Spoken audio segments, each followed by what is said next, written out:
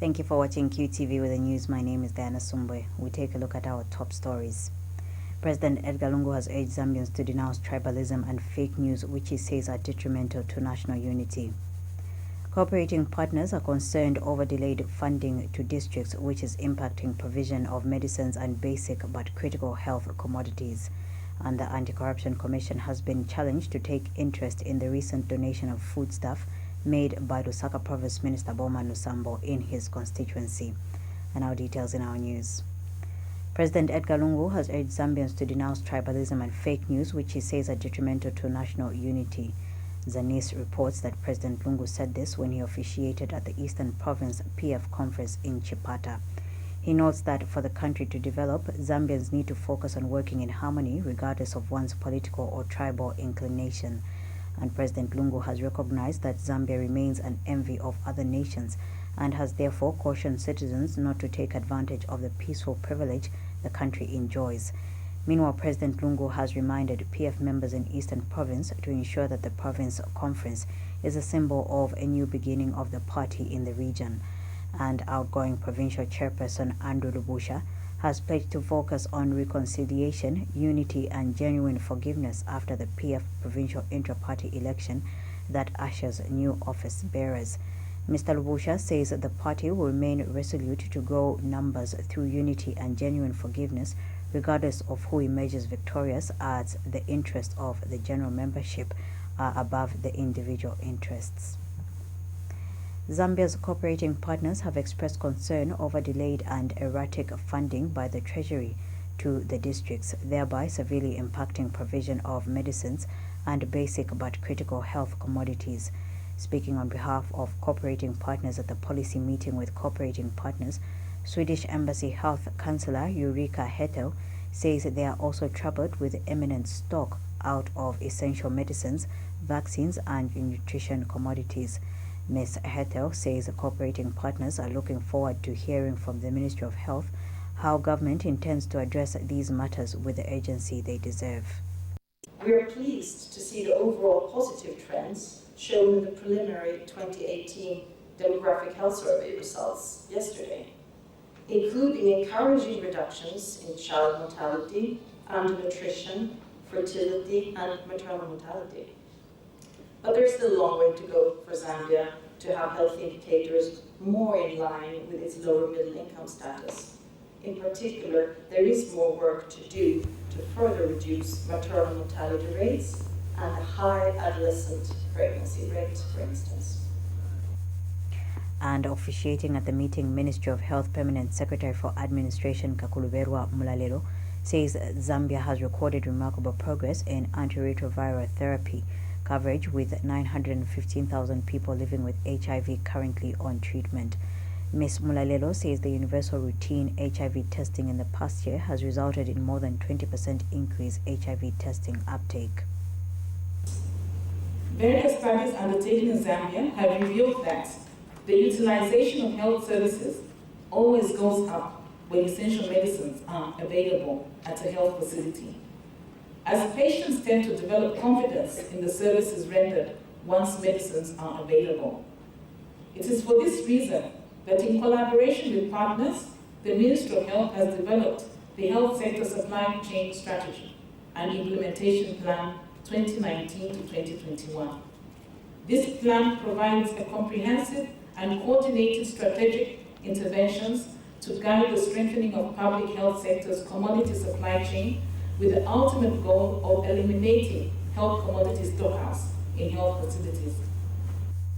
Speaking at the same event, Churches Health Association of Zambia representative Marlon Banda has praised government for making significant progress in achieving the aspirations which are captured in the family planning. It is gratifying to see that we have made great strides in achieving the aspirations which were captured in our family planning intention. As we near 2020, it is fast becoming evident that we need to review our implementation with a view to learn from inadequacies and anchor successes. This should feed into a new plan. The only way we are going to ensure that a new plan is ready will be to to be used during the 2021 planning cycle is if we start the review and development of the next family planning strategy now. The Ministry of Finance has released 136 million kwacha to the National Road Fund Agency to dismantle arrears related to road projects and other related activities. Minister of Finance Margaret Manakatwe says with this funding, the National Road Fund Agency NRFA is expected to pay 28 million kwacha for the ongoing works at the Kazungula Bridge project on the border between Zambia and Botswana. Mrs. Manakatwe says part of the funding tranche has been earmarked for the local routine maintenance contractors under the Road Development Agency RDA and those under the Ministry of Local Government. She says the targeted group is in excess of 300 and employs more than 1,500 workers countrywide. Mrs. Monakatwe states that the release of these funds is not only a cash flow stimulus for the small-scale contractors, but also a demonstration of government's commitment to the domestic arrears dismantling strategy. She adds that a system has been put in place that will ensure that the main road contractors, subcontractors and consultants are also paid in due course. The Finance Minister says her ministry wishes to see that the government's policy of building local contracting capacity by allocation of 20% of major contracts to this category is sustained in order to empower citizens. The Anti-Corruption Commission ACC has been challenged to explain why it has not taken a keen interest in the recent donation of various foodstuffs by Lusaka Province Minister Bowman Lusambo to his constituency. Civil rights activist Brebna Changala says the donation of foodstuffs worth 600,000 kwacha, which Mr. Lusambo made in Kabushi, should move the ACC to institute investigations. Mr. Changala is of the view that if Mr. Lusambo, who is also Kabushi Member of Parliament, can make such a high-value donation, it entails that he has a lot of money than anyone thinks. He states that it is therefore up to the Anti-Corruption Commission to find out where Mr. Lusambo got such money. My plea to the Anti-Corruption Commission, my plea to the Public Protector, my plea to the DEC Commissioner, and to some extent my plea to the State Police is help the people of Zambia. This money being stolen is meant for the education of our children, is meant for a good health of the citizenry, is meant for the infrastructure development, and is also meant for the consolidation of our fragile democracy. It is not meant for the people we elected to become super rich in our eyes. And an ordinary businessman looks like a fool just fidgeting around when the real power and money lies in the politicians. But appearing on 5FM's The Burning Issue program, Mr. Lusambo says the donation he recently made to old people in his constituency came from well-wishers who believe in his leadership. Mr. Lusambo, who described the donation as a small function, says when he was entering politics, he had sponsors who have continued to partner with him. Ministry of Mines Permanent Secretary Paul Chanda has warned that the government will continue to cancel licenses for mining companies which do not adhere to the set regulations. Speaking at the 8th Zambia Alternative Mining Indaba in Lusaka, Mr. Chanda says government is committed to empowering local people in the mining sector, but that lack of adherence to regulations is frustrating its efforts. And Mr. Chanda says government is aware of the illegal mining of manganese in Wapula province and that measures are being put in place to curb the practice. They also need to promote transparency and respect for human rights in line with global best practices. I am happy to see local communities being part of this narrative here. We have heard where some of the mines in Zambia have been taken to court and they have paid communities for having probably mismanaged their source of water because of mining, and that we appreciate it. Speaking earlier, Senior Chief Chimense of Mansa District has called for interventions to ensure that investors mining manganese in his area share the same benefits with the local people. Chief Chimense also observed that the need to involve the local people and traditional leaders when government is issuing out licenses for manganese mining in Mansa. Meanwhile, stakeholders attending the Zambia Alternative Mining Indaba are demanding for the full participation of officers from the Ministry of Mines in the Indaba deliberations. Indaba Vice Chairperson Boniface Mumba says Indaba is key as it will help to create a space for dialogue where communities hosting mining projects, government and mining companies deliberate on the costs and benefits of mineral resource extraction to ensure a win-win situation for all stakeholders and the country at large. I want to emphasize and make earnest request that the permanent secretary representing the Ministry of Mines will be with us through to the end. Every minute, every second, every hour. Because we need his indulgence, we need his response, we need his contribution.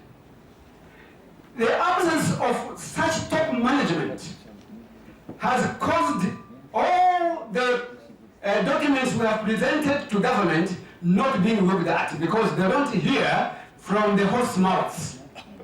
If they are not coming to hear the concerns of the general public, then why are they there? So the best way to do it with the organizers, write a quick letter to the president, attaching the invitation letters and expressing our concerns and complaint to the president himself.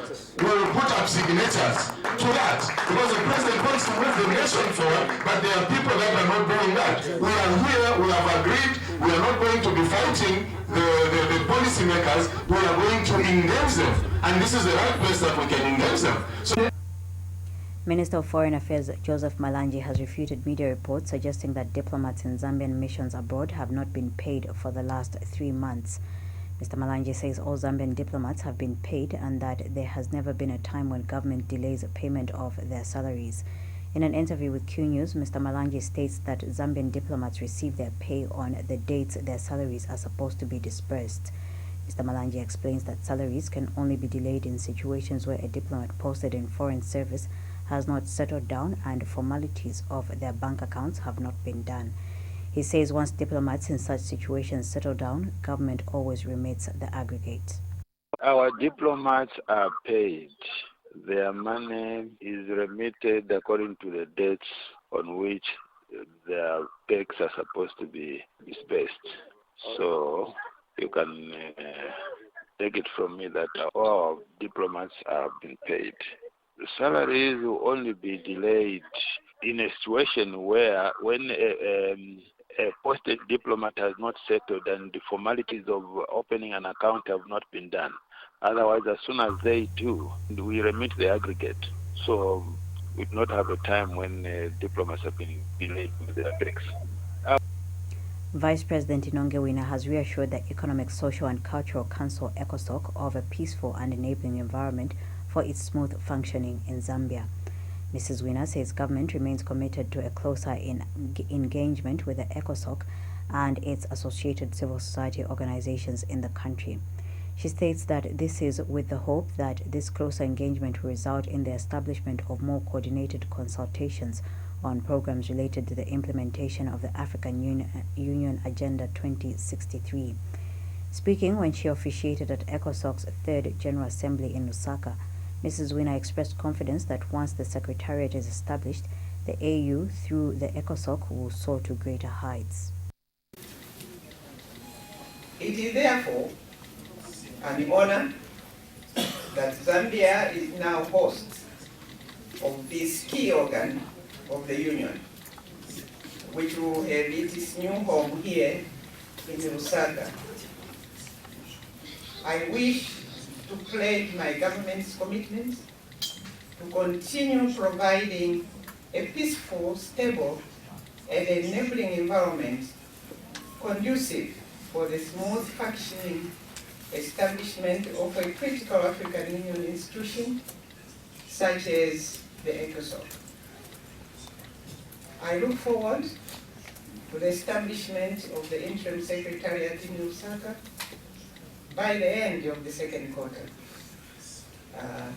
this year. I therefore wish to urge the African Union Commission to hasten the completion of the recruitment process, as a lot of work is required by the new members of the Secretariat in steering the organ into a more concise and effective mechanism of operation. And speaking at the groundbreaking ceremony for the construction works of the ECOSOC Secretariat in Chongwe, Foreign Affairs Minister Joseph Malangi says besides serving as an advisory body of the African Union, ECOSOC has a mammoth task of diffusing the role of civil society in the developmental processes in Africa. ECOSOC is not only an advisory organ of the continental body, but has a mammoth task of diffusing the role of civil society in the developmental processes in Africa. It is also responsible for ensuring the active participation of civil society in the integration development agenda of the continent.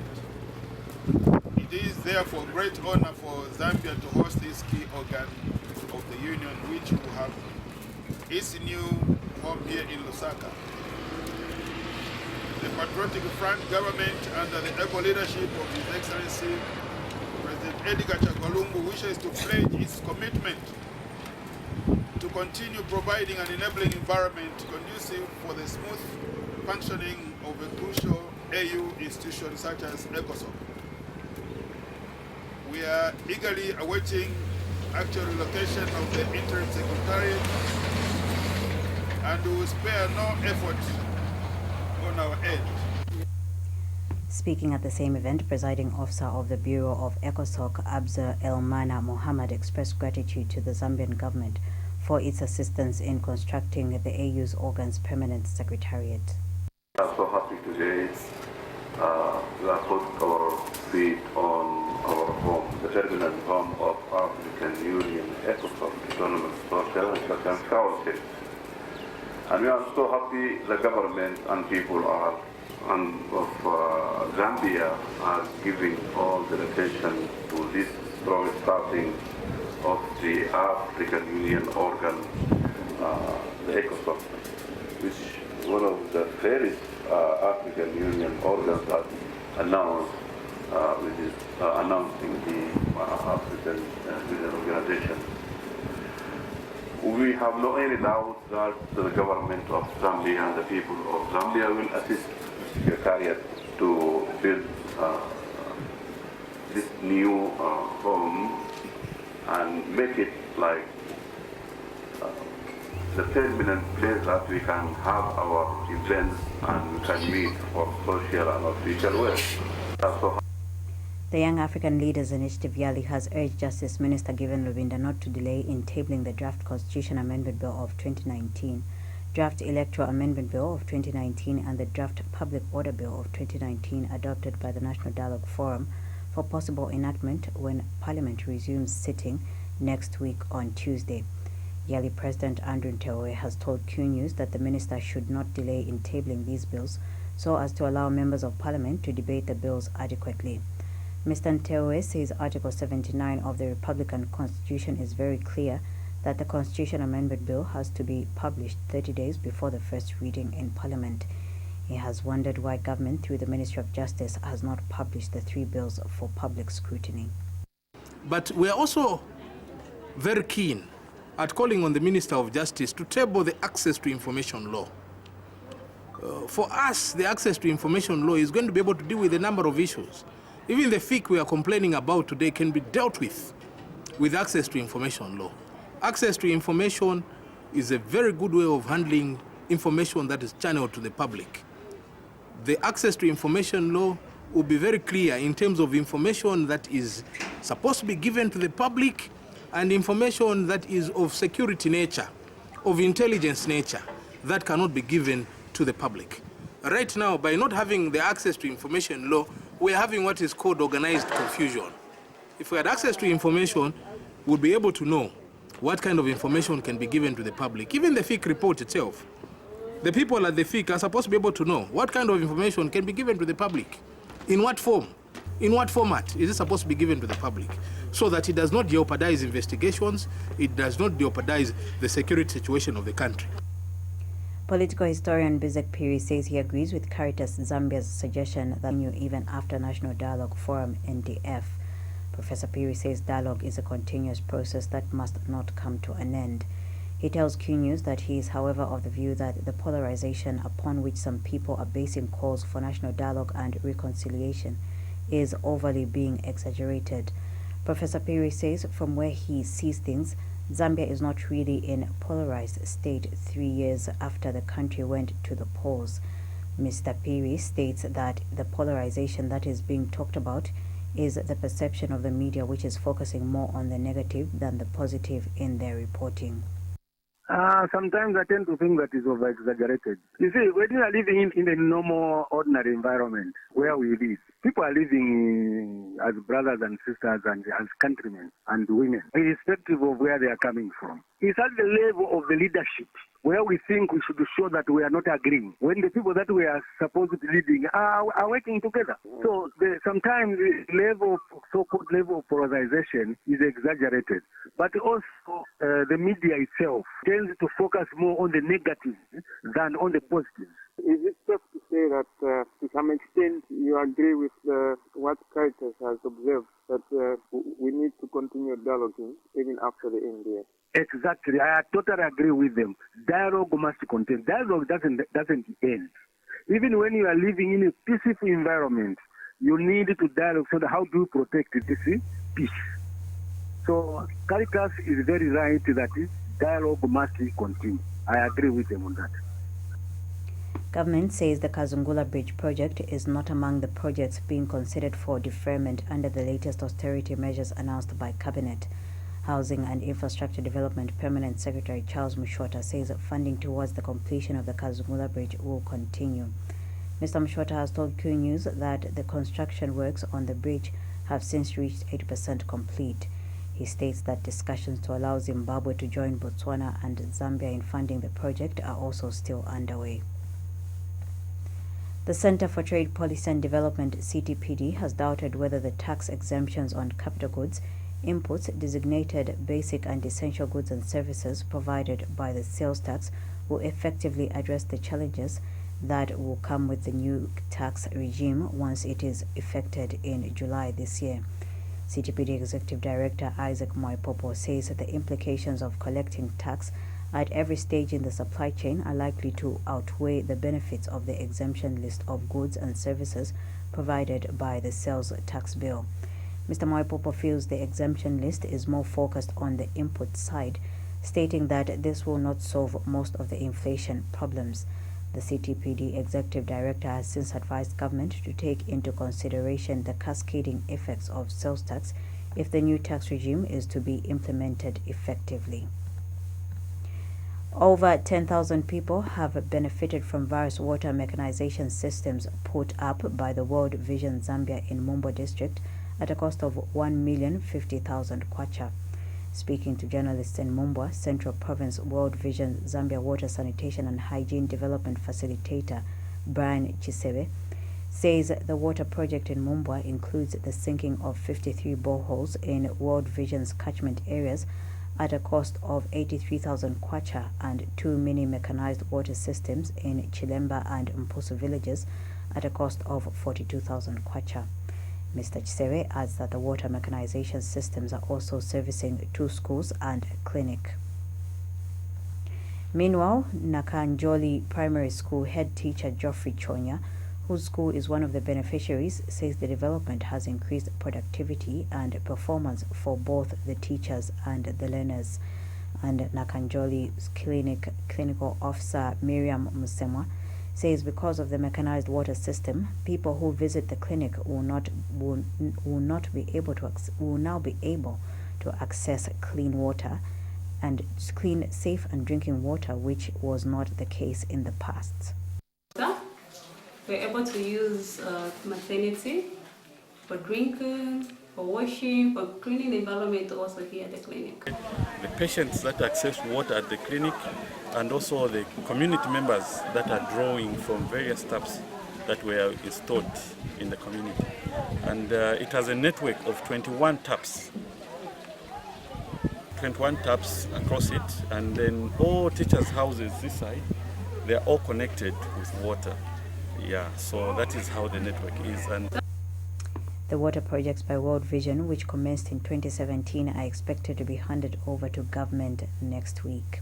To end the news, we take a look at stories making headlines. President Edgar Lungu has urged Zambians to denounce tribalism and fake news, which he says are detrimental to national unity. Cooperating partners are concerned over delayed funding to districts, which is impacting provision of medicines and basic but critical health commodities. And the Anti-Corruption Commission has been challenged to take keen interest in the recent donation of foodstuff made by Lusaka Province Minister Bowman Lusambo in his constituency. On that note, we come to the end of the news. Thank you for watching.